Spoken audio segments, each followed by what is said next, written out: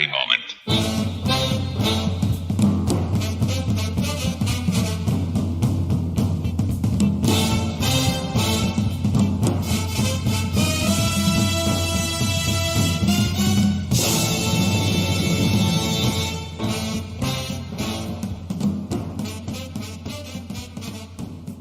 Hello and welcome to episode 5 of the Kaiju Groupie podcast. I am your host, Michael, better known as the Kaiju Groupie, and today I have a really solid episode for you guys. I sat down with the author of the book Discovering Tokusatsu, interviews with the makers of Godzilla, Gamera, Ultraman, and other Kaiju Eiga, Ben Chaffins. Like I said, it was a really solid interview. I enjoyed it. It was a pleasure talking with Ben. And at the time of this recording, at the time of doing this intro rather, the book had not been published yet. So I wanted to give it some time, read the book first before I put out this episode, and just so I can have sort of my own thoughts on the book itself before, publishing this interview with him. But before I get into all of that, I need to do a little bit of housekeeping and read yet another Apple podcast review. And this one came from David Marshall, better known as the host of the Kaiju Apostle podcast with his good friend Chris. The title of the review is Kaiju Groupie? Sounds salacious. And the review reads like this. Thankful to call Michael a dear friend. His show is picking up the slack where mine left off, and it's a wonderful addition to the Kaiju community. 5 stars. Well, David, thank you so much, man. I appreciate that. And, full disclosure, the concept for this show was actually inspired by what you do on the Building a Bridge episodes. Honestly, I got to give credit where credit is due, and say that if it was not for sort of those Building a Bridge episodes, this show probably wouldn't exist. I wouldn't. And unfortunately, that segment of your show has ended. So I thought, what better way to kind of continue that by starting my own podcast and the same spirit of Building a Bridge and have one-on-one conversations with people from around the fandom. So far, I've had a lot of fun. I'm looking forward to some more great conversations that I have lined up in the next few weeks. And again, thank you, David, for, being the inspiration behind that. I really appreciate it, man. I really appreciate all your encouragement and all the help that you've given me so far. People like you, Nathan, Travis, some others that have really helped me throughout this whole process. I'm just really grateful for each and every one of you. So, yeah, like I said, we're going to be sitting down, or I sat down rather. I should say I sat down because I pre-recorded this interview a few weeks ago before the book was published. And the reason I'm waiting till now to actually publish the conversation between Ben and I is because I wanted to take some time and actually read the book for myself, because I want to be as intellectually honest with you, my listener, as I possibly can. And I never want to publish an episode on a person, a product, just something within the fandom that I don't personally enjoy. So again, I wanted to sit down, read this book for myself, and determine whether or not I enjoyed it enough to go ahead and publish this interview. So, obviously I do enjoy the book. I have enjoyed the book. I just finished it, last night at the time of this recording. I finished it last night. I'm doing the intro for this episode, on a Sunday. I finished the book on a Saturday.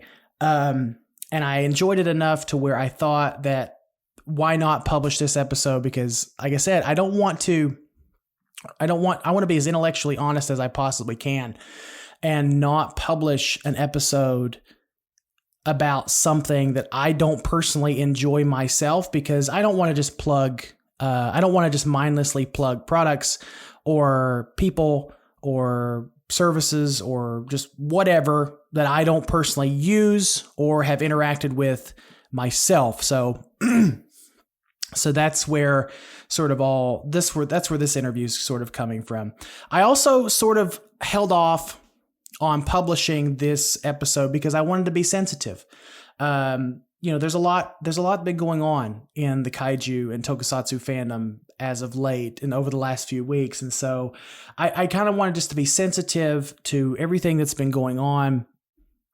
And hopefully, if you're listening to this in the future, hopefully those issues have been resolved and people are better for that. And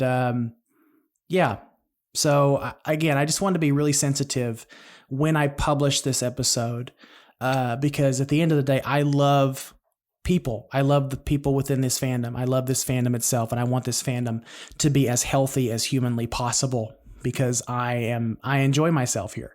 I've interacted with some great people. I've made some fantastic friends through this fandom, and I thought it was appropriate and I owed it to my friends in this fandom to sort of be patient, be sensitive to everything going on, and kind of hold off until I was able to read this book myself before publishing the interview.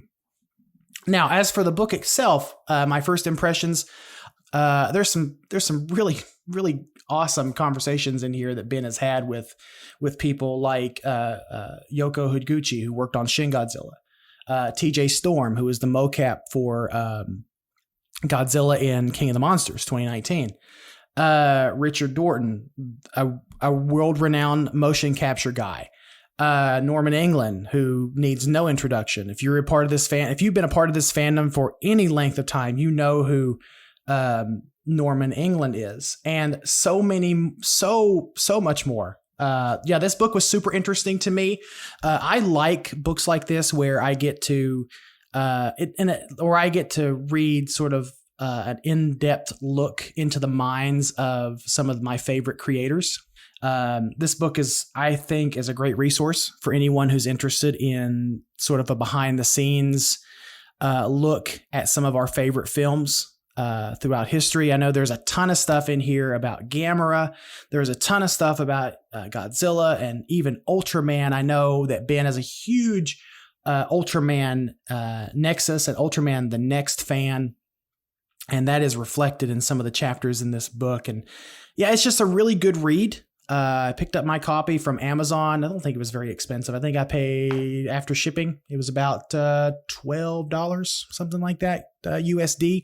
Around $11 or $12 USD. Not very expensive at all. I'll put a link to the book. If you don't know anything about this book, I'll go ahead and put a link to it in my show notes so that you can make the decision whether or not you want to pick up a copy for yourself. But not a whole lot much more to say here. Except for it was a good interview. Obviously, you'll hear that this interview was recorded before the book came out, and now I'm recording this portion of the episode after I've had a chance to actually read the book myself. And again, I wanted to do that. I wanted to wait and hold off just so that I'm being intellectually honest in reading the book, and again, just trying to be a little bit sensitive to everything going on within the fandom itself. So I'm not going to keep you any longer. So let's just head on into the interview.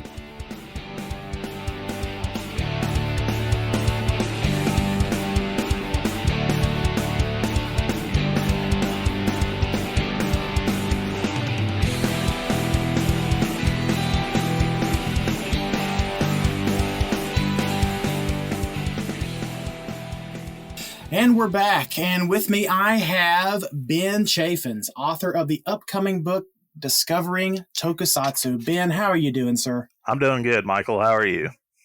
I'm perfect. I'm so thankful that you were able to join me for this conversation. I've been looking forward to it for a long time. I really am looking forward to getting into some more information about your projects and everything you have going on. But before we get into all that, if you want to take a few minutes and tell the listeners who you are and a little bit about the work you do. Okay, so my name is obviously Benjamin Chaffins. I am a staff writer for sci-fi-japan.com, where I have uploaded many interviews with various staff members that have actually been a part of these tokusatsu films. Stuff like Godzilla, Gamera, Ultraman, and other Kaiju Eiga as well. Fascinating. So obviously this is a show about kaiju fans and fans of the whole of the tokusatsu genre itself. So I'll ask you just sort of a primer question, pretty standard stuff. How did you kind of get into kaiju and tokusatsu in general? Where did that story start with you? So my story begins when I was a wee lad. I was roughly I was roughly 3, 4, 5. I don't remember, but when TNT ran their Monster Vision Godzilla marathons almost every Saturday night, that's where it all started. Monster Vision 1994. Am I getting closer? Am I getting closer? Yeah, that sounds right. Yeah, that's you have a very similar story to me, honestly.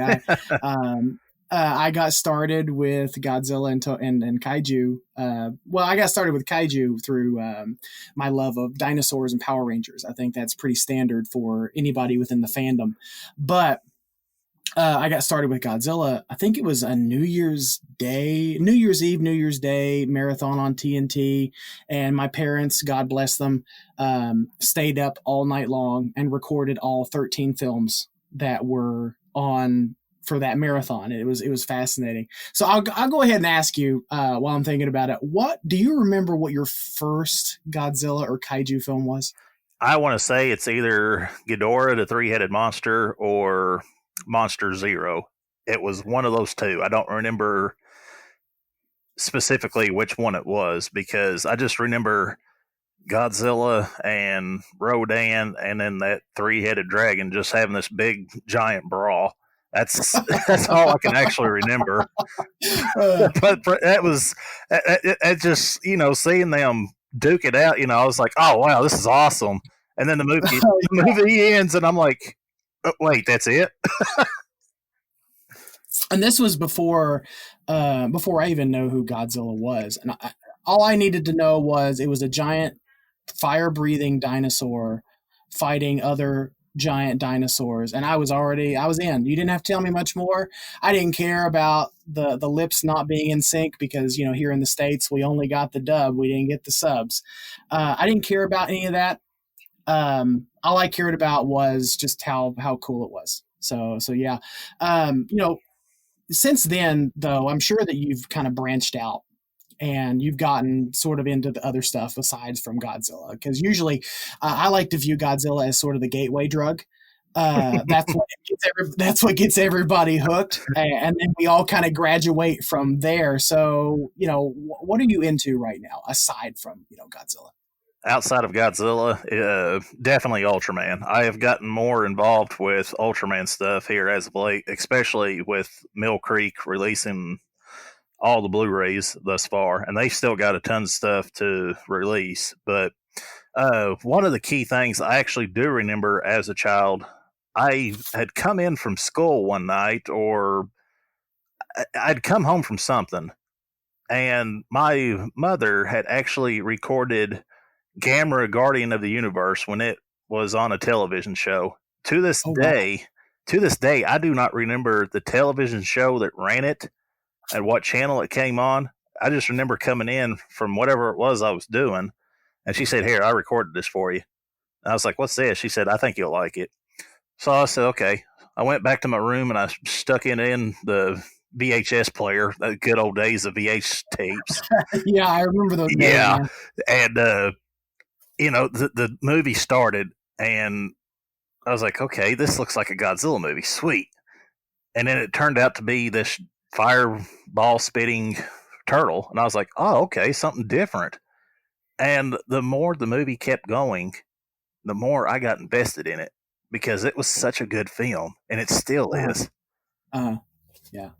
I mean, you're super lucky that you got started with Gamera for Guardian of the Universe. There we go. Because I know a lot of folks growing up in my age bracket that actually that started with, of course, the MST3K and the Showa films, and so to them, when you say Gamera, it's automatic. You automatically get sort of a chuckle because their fondest memories of Gamera is watching the MST3K version of Gear On, and them doing the whole bit about acrobatics or gymnastics. I can't remember. It's been a while since I've seen that one. When you've got Gamera spinning around on that pole. So yeah, that's usually the reaction. That's usually the first memory that folks have of Gamera. So it sounds like you're super lucky that you got to start off with Guardian of the Universe. Now, I love Guardian. I think I personally feel like the Heisei trilogy is a masterpiece, honestly, and that's absolutely. Yeah, it's absolutely a masterpiece. And I've gone on record on several occasions saying that I enjoy the Heisei trilogy for Gamera way more than the Heisei era of the Godzilla franchise. And that may be heresy to some, but I mean, if you go and watch that trilogy and then go and watch maybe a few random Heisei films from the Godzilla series, you'll understand. You'll At the time as a child, when I saw Guardian of the Universe, I had no idea that that there was a trilogy for it. I had no idea about that until the ADV films came out on DVD, and I was like, wait, I remember this one. What are these two? Yeah, absolutely. I'm on another podcast, Kaiju Weekly, with my good friend Travis, and we are getting ready to do our sort of Gamera retrospective in preparation for this little box set that everyone keeps talking about. The name of it escapes me, but what is it called?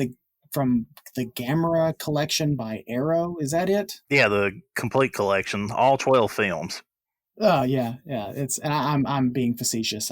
It's all people can talk about right now within the fandom is the Gamera box set coming, because we were all sort of a little disappointed with the Criterion collection, I think. Well, I can't blame Criterion at all for what they gave us. No, that's all on Toho. No, I don't really blame Criterion at all for that either. It's and honestly, I view that set as more for Criterion fans than Godzilla fans. And really, Toho didn't help much because they kind of tied Criterion's hands on that release anyways. Right. And, when it comes to Toho, I know for a fact that they are in the process now of doing 4K remasters. Oh yeah, they are. It's what I have a few. I was able to get my hands on a few of the Champion Festival releases, and I think they're in 4K. I'm pretty sure they are, but they're beautiful. Especially, I think it's King Kong Escapes and King Kong's Counterattack in Japan, and then Ghidorah, the Three-Headed Monster.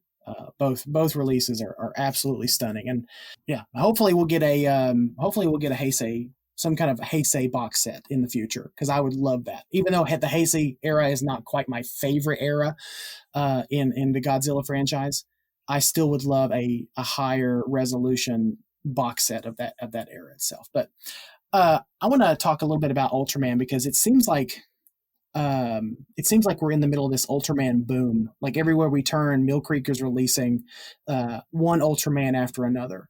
And there's sort of this big resurgence of just the tokusatsu superhero henshin genre in general that we're seeing pop up a lot lately. So I'll ask you, what's your favorite Ultraman series right now?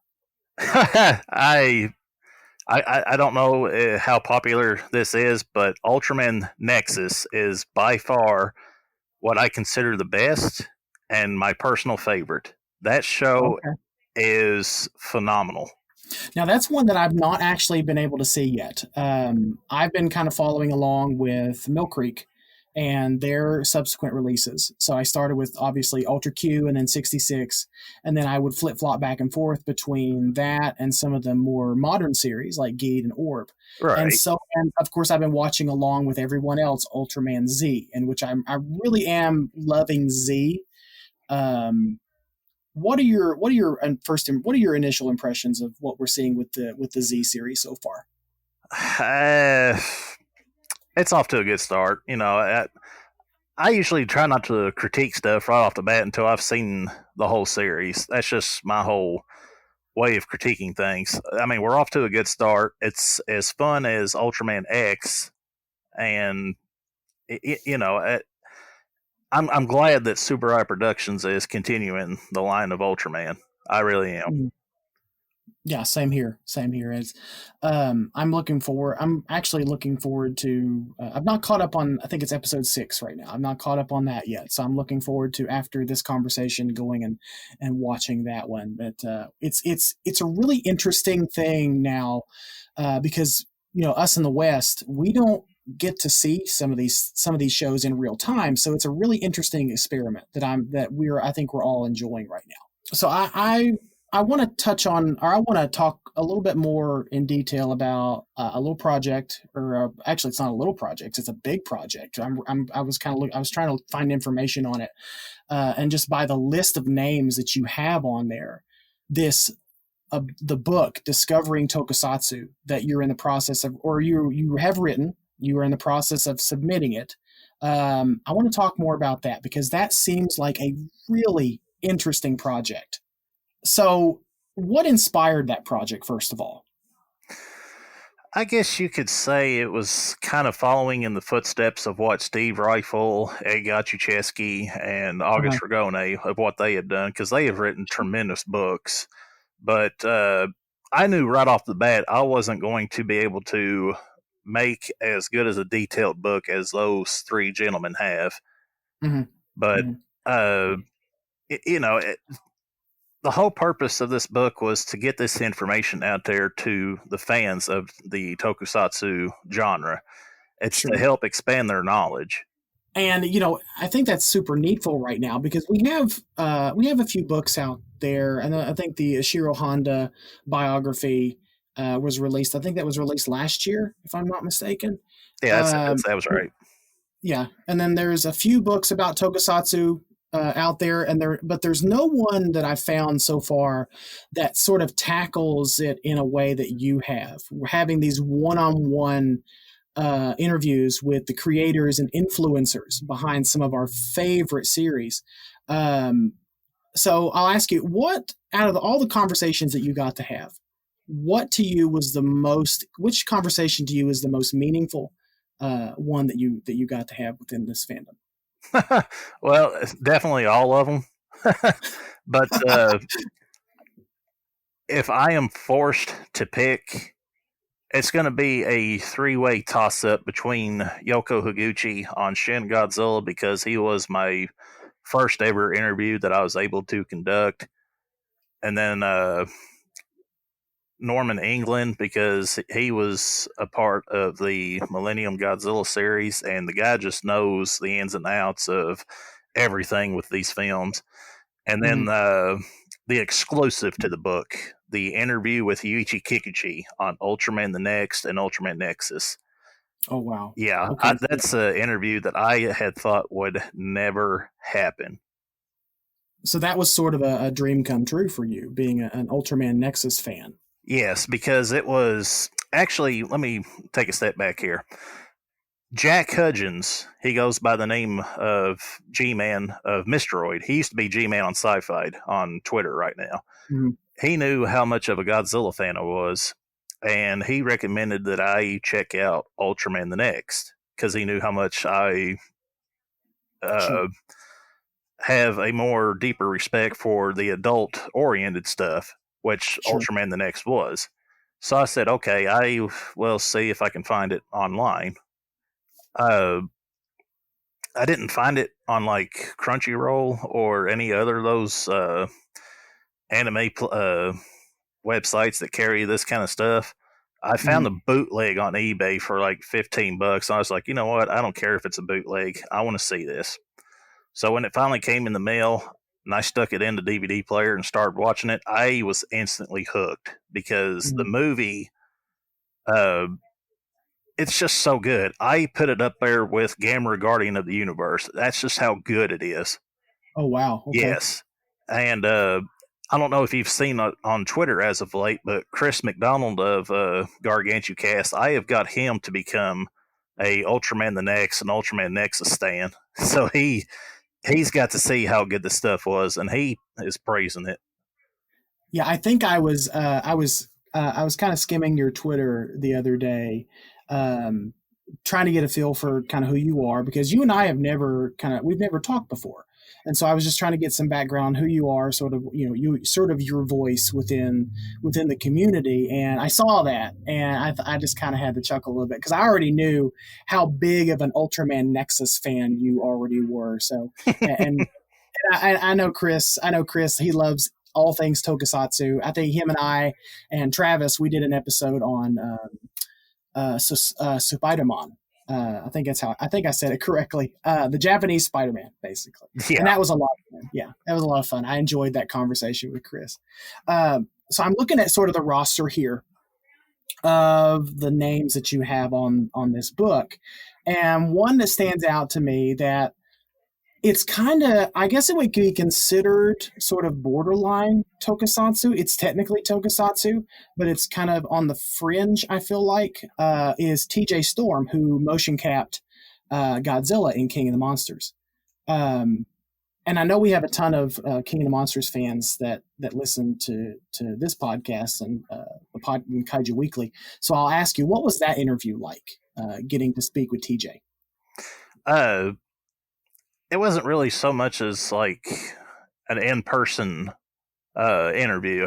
Uh, I'd actually had sent him an email, and he actually did like this voice recording for the questions that I had for him, and he Mhm. sent the MP3 thing for me to download to listen to it. So what he had said in that entirety of the interview, I was having to type out. That way, I could have Sure. that article to put up on the website I used to write for, that being Godzilla movies and sci-fi. But the details that he gave me, just as much as Alan Maxon, Richard Norton, and Jason Lyles, who portrayed King Ghidorah in King of the Monsters. I Right. was extremely happy to get all of that information from each of those guys. And Sure. even though I am not a huge fan of King of the Monsters, I'm sorry to whoever may be listening to this podcast. It's just not That's my type of that's movie. fair. But I know that there are fans out there that love the movie. So why not have interviews with these guys that portrayed these monsters and have that Mhm. information out there for them to gobble up? Mhm. Yeah, for sure, for sure. I mean, it's. I'll be honest with you. I love King of the Monsters. I praise it a lot, especially when it comes to introducing folks to the genre that may either have sort of a vague idea of what tokusatsu, what Godzilla and Kaiju and Tokusatsu are. So it seems to be easier to. That seems to be a pretty low barrier to entry for a lot of folks that are already used to sort of modern big budget movies, like we see with Marvel and DC and some others. So All right. I want to back up just a little bit and ask you sort of, you seem to me like a pretty humble guy. I mean, that's everything I've heard about you. You're a quiet, you're kind of a humble guy. You're a good guy to talk to within the community. So tell me what the journey looked like, but from just becoming a general fan of Kaiju and Tokusatsu to putting together a project like this. Okay, so truth be told, when I was first introduced to Godzilla at that very young age, I thought that within the whole state of Kentucky, I was the only Godzilla fan out there. And of Sure. course, I happened to do my own research because there was a special on QVC around the time that the 1998 disastrous film was coming out. But had uh, they had VHS tapes of the Heisei Godzilla series, movies that I was Sure. unaware of. So, of course, me being the kid I was like, Mommy, Mommy, I gotta have that. Mommy. Of course, like we all do. Yeah, right. So, she ordered them, and I'm sitting there still watching the special, and then they pop up the official Godzilla compendium book. Oh, okay, yeah. And I was like, oh, this I have to have.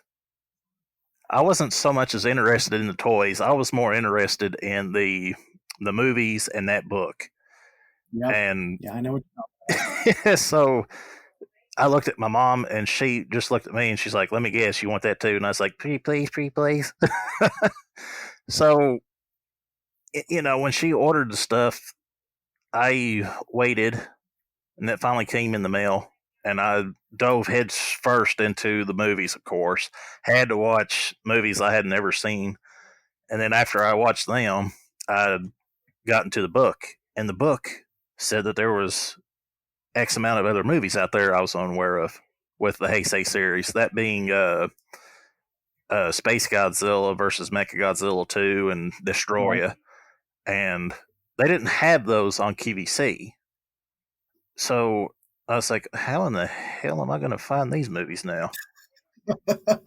Yes. Luckily, my aunt that lives, let's see, she's probably about less than 2 miles from where I live. She had a TV catalog, and in that catalog there was two of those Godzilla movies, the versus Space Godzilla and versus Destroy. I was like, oh, hey, can you order these for me? She's like, yeah, I'll order them for you. I was like, Of great. course, of course. Well, fast forward a little bit, I have all the movies up to date at that point. And then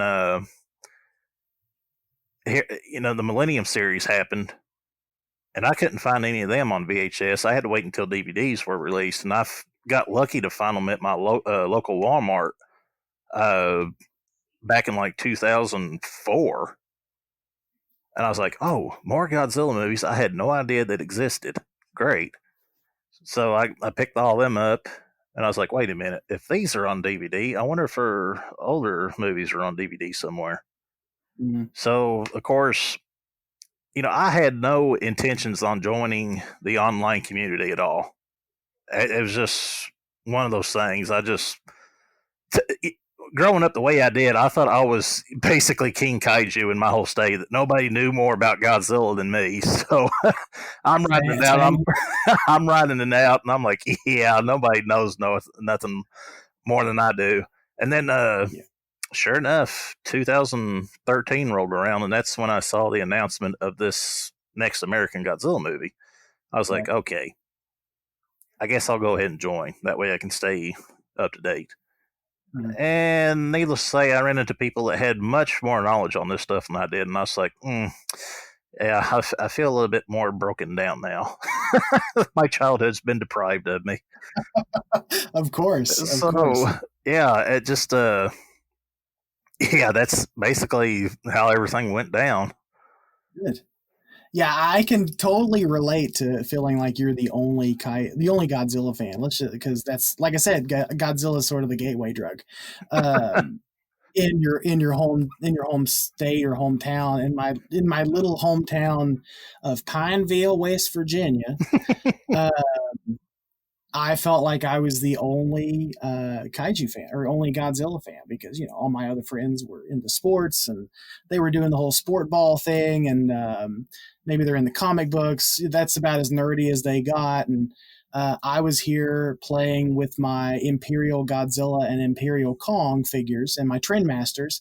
Oh God, Trendmasters! Yeah. Please come back, please.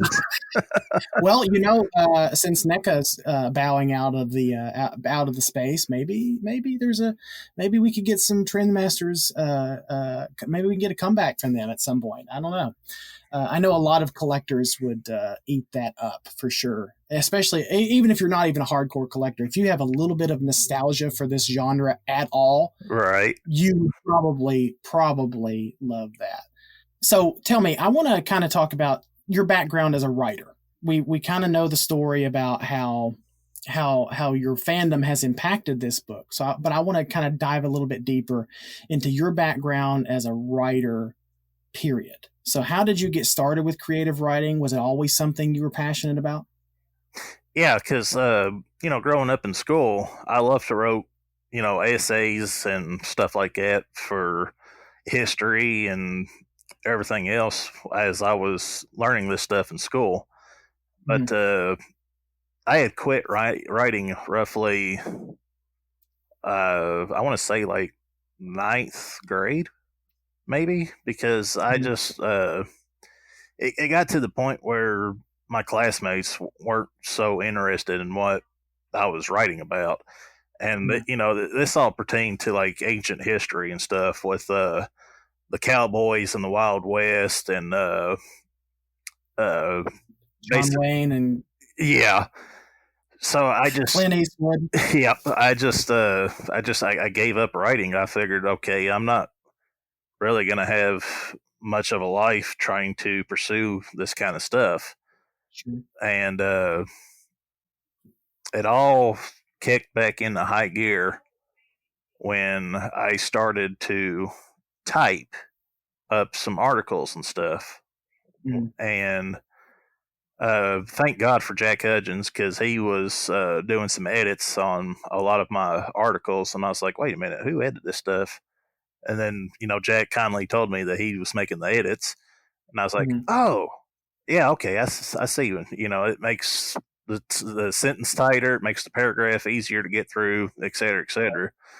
And I knew that once the first interview that I had did with Yoko, I was going to have to uh, learn and continue to make my improvements as a writer Mhm. to kind of help keep Jack from making some edits, which he hasn't edited many of the articles at all. He just on an estimate guess, I think there was like 4 articles that he edited, but Mhm. with the edits that he had made, I was like, oh, okay, yeah, I gotta refurnish this stuff for the future. That way, I get better and better. Sure. Sure. So yeah, that's basically when my writing started back in the high gear.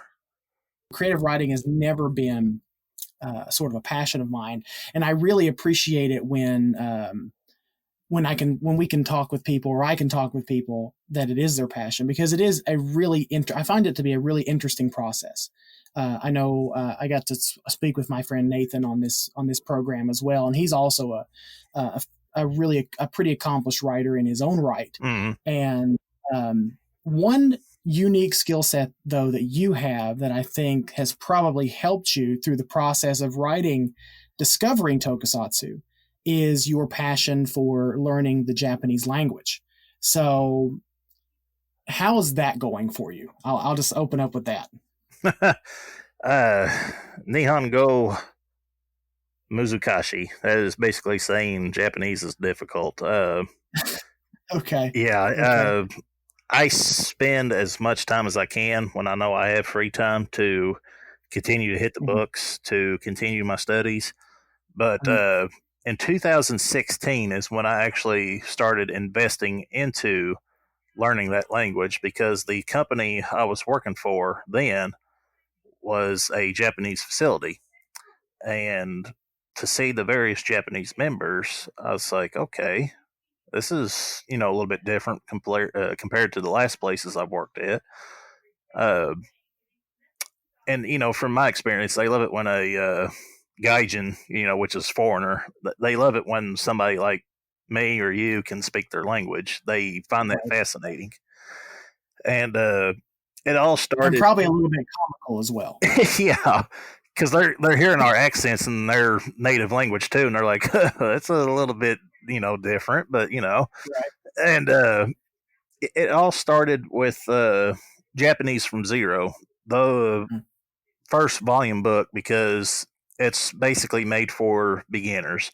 It goes over nothing but hiragana, and that hiragana is the elementary learning process for the Okay. Japanese. So, I was able to start getting into the book. I would have, paper and pencil or pen, and I Mhm. would try to write out the hiragana characters as I was learning them and try Sure. to memorize them the best that I could. And when it finally came time that I felt like I was comfortable enough to say my first sentence to one of these Japanese members, I remember going up to him and I was like, "Boku wa shin Gojira ga daisuki desu," which that's saying, I love Godzilla. And he was like, Uh-huh. "Oh, very good." You said your first sentence. Uh, And, I just started going from that point forward because we used to, every morning when we would get into work, I'd always say, Ohio gozaimasu, which is, good morning. And they would ask me in their language to see how I was coming along, which would be Ginki des. Ginki deska, sorry. okay. That's asking, how are you? And the initial reply that they would look for is for me to say Ginki des, which is saying I'm fine or I'm healthy. So, Okay. uh, I'd continue to study it, and I still do to this day, because I would not classify myself as a master. I'm Mhm. able to translate stuff at this point with Japanese textbooks like I've gotten for the Godzilla and Ultraman series and even Gamera. Mhm. But I have to find a way to get more involved with actually speaking the language with, Japanese members, because the company I work for now, is also Japanese owned.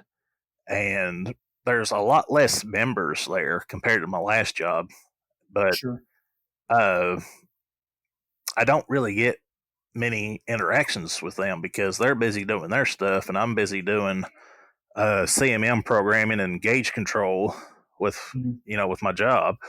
But yeah, the Japanese language is very difficult process to learn, but it is worth it because the more familiar that somebody becomes with it, the more proficient they become at it. Norman Mhm. England, for a good example, he said it took him like 8 years to get good at Japanese. Mhm. So yeah, let's see, I'm basically on my fourth year now and still got quite a Okay. ways to go. It sounds like you're pretty close to being able to watch all these films with the subtitles off then. That's what I'm hearing you say. I'm getting there, but not quite just yet. When I hear some stuff in Japanese, like okay, I know what that meant. I know what this means. I know what that meant. Uh, But when there's certain kanji characters that I am unfamiliar with, that when they pop up in these textbooks, or uh, if the Japanese actually happen to say them to me, and I'm like, well, wait a minute, what does that mean? And I'll ask them, what it means, and they'll tell me, and I'm like, oh, okay. Like os for example, os means what's up. that's cool. That's cool. Yeah, I know that here, our us Western fans, that's sort of the holy grail of skill sets to be able to watch these films with the subtitles off in the original Japanese language. That would be, pretty impressive to do. And it sounds like you're really close to doing so. So, um, when you have an interview set up, do you typically get them in English or kanji? My first Japanese interview was with Shinpei Hayashia on his fan film Gamera 4. Mhm. And I actually did that interview in Japanese. Uh, I knew the Japanese kanji characters that I needed when asking these questions. So I would just go Mhm. to Google Translate and actually write them in myself, as opposed to not, just going in there and typing out what I wanted to ask, because I knew what I needed. So I would write them out on the little handwrite thing. And, in his replies, I'm like, okay, I can understand that a little bit, but he's got kanji characters, again, that I'm not familiar with. I need to find out what these mean real quick. Mhm. And, I knew some uh, Japanese translators, like the HR gentleman that I work with now. I know he's been involved with Japanese for 10 years or better. So I would ask him. I was like, "Hey, I was sent this as a reply in an email because I'm interviewing this guy. Can you tell me what this kanji character right here means?" And he says, "Oh, this means that, or it means that." And I'm like, "Oh, okay." So I'd go back and continue to type out both the English translation, and then I would just copy and paste his Japanese response, as I did with mine in that interview. Unfortunately, when I went to upload the interview to Godzilla Dash Movies, the website did not recognize the characters, and it like somehow converted them into like another language. And I'm like, oh no, how am I going to fix this? Because I'm not a moderator. I don't have access to edit that stuff online. I had to get back in touch with Jack, and I was like, hey, can you go in there when you get time and take out all that extra stuff? He said, yeah, it's probably going to be an hour or better because I'm busy with work and stuff. And I was like, that's fine. But I was utterly disappointed that because I wanted it to be that first ever Japanese interview to actually have the Japanese text with it so that, Japanese people online could look at that and say, oh, wow, they actually had an interview in Japanese. Can you share with us any kind of revelations that you found out about some of these films that aren't necessarily common knowledge that kind of even surprised you? Man, that's that's a great question because what information I have gotten from everybody that I have interviewed is totally mind blowing on how these people handle their possessions and what they do and how they help bring these movies to life for the big screen.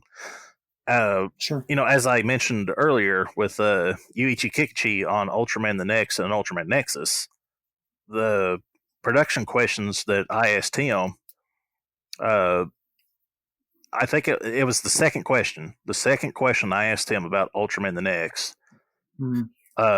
related to the production aspects. I was like, well, what can you tell me about this? And his response was 3 paragraphs long.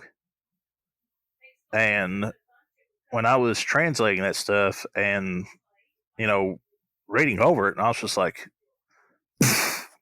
mind blown. Right. Yeah, So, sure. the stuff that these people have, told me and have let me in on with each of these movies and TV shows is something that I will cherish for a lifetime. And because of these responses and because of these filmmakers, I've come to appreciate the tokusatsu world a lot more and more because the way that they do this stuff is just unreal. I mean, most of us American viewers look at that kind of stuff like, oh, it's just a guy in a suit just stomping on cardboard boxes. And I'm like, no, you idiot. There's a lot more to it than that. So, of course, that was my mindset. I couldn't say that because, I would be respectful to people, but that's what's going on in my mind. I'm thinking, you idiot. That's but obviously you have to be diplomatic, of course, but you're in the back of your mind, you're thinking, God, dang it, why are you such an idiot? God, you sound like such a Neanderthal right now. Do you not know? No, I'm kidding. Are you not a true fan? No, yeah, I am a true fan. I'm joking. I'm joking. All right. So let me ask you while I'm thinking about it. Going into some of these interviews, obviously you already have some of these preconceived ideas of these films and some others.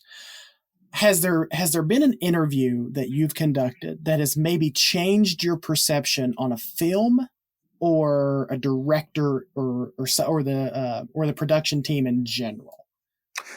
Yeah, definitely. I'm gonna have to say, the interview that I had with Yoshikaze Ishii. He has worked on everything from Godzilla to Ultraman and has made his own stuff. Attack of the Giant Teacher, for example.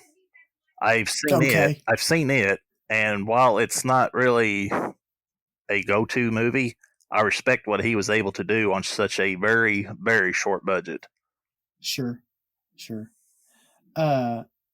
So, there have been films that I have watched that I have grown to really appreciate over the years. So I just assumed that after you talking to these folks about their work, about basically their passion, that they put a lot of work into these things, it may have steered your perceptions a little bit and maybe helped you appreciate some films and some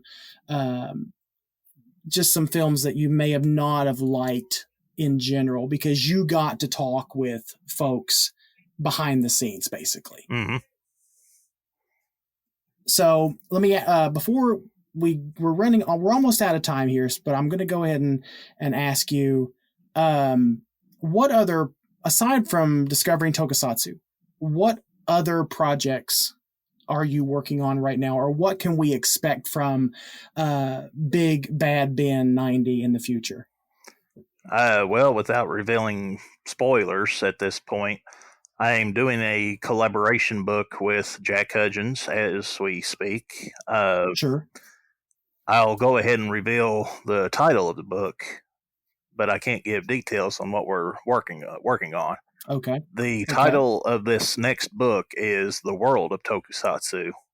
This is well, I'll just leave it at that because like I said, I don't want to reveal spoilers. And I've spoke about this with Nathan and a bunch of other people, but I am in the process of also trying to do the first English book on the Gamera series. Oh, okay. So like a retrospective or an analysis of the Gamera series? Yes, it will be a critical analysis book. It's fascinating, and it's actually that's timely, considering the resurgence, considering the popularity that I feel like Gamera's, or the love that Gamera is getting right now. Mm-hmm. It's extremely timely. So, but man, one more question before we get out of here, and it's just simply, what are you binging right now? What am I binging? What are you binging right now? And it doesn't even have to be Tokusatsu or Godzilla related. It can be anything.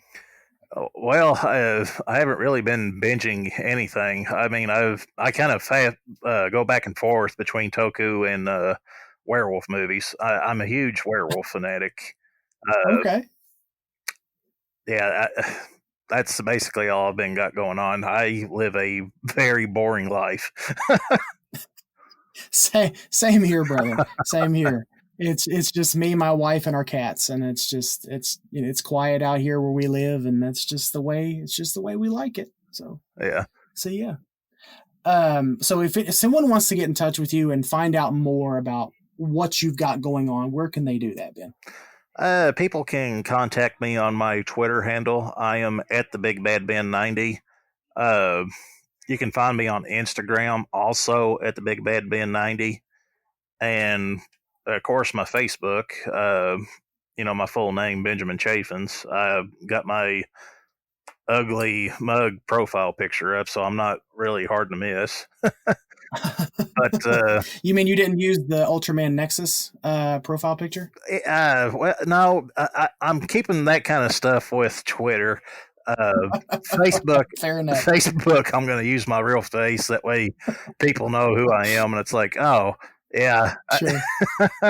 As far as your upcoming book, Discovering Tokusatsu, is concerned, when can we expect to get our hands on a copy?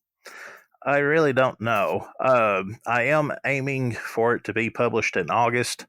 I'm going to be submitting the PDF to Amazon Self-Publishing here this coming Monday on the 27th of July. And sure. It's going to take anywhere from a 24 to a 48-hour waiting period because they have to do a background check on me, and then they'll have to do like a proofread of the PDF, and then once they do that, they'll say, okay, we're going to run your book now. Okay. And that's through, you're going through Kindle Publishing probably, aren't you? Yes. Kindle. Okay. Yeah. I have several friends who self-publish, and that's who they typically go through. But I didn't know that. I didn't know that they had to do a whole background check and everything on you. Mm-hmm. It's interesting. It's interesting. But man, I'm super looking forward to getting my hands on that book. I plan on picking up a copy for myself, and hopefully Hopefully it's going to be just as awesome as I expect it to be, because I'm just looking forward to digging in and reading all those interesting interviews that you've put together for us and the rest of the fans. So before we go, Ben, I wanted to say thank you so much for coming on the show. It's been a pleasure speaking with you, and hopefully we will have you back in the very near future to talk about, hopefully we're going to talk about how successful your book was. I appreciate you reaching out, Michael, and thank you for having me on. I've had a good time tonight. I'm going to be joining Davis on, I think, his YouTube channel this coming weekend for an Attack on Titan special.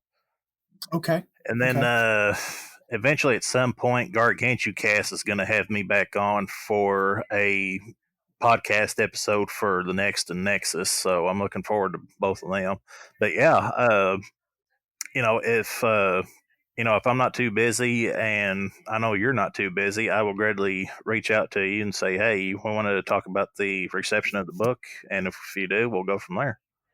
Sure. I mean, that sounds like a plan, man. I'm looking forward to it.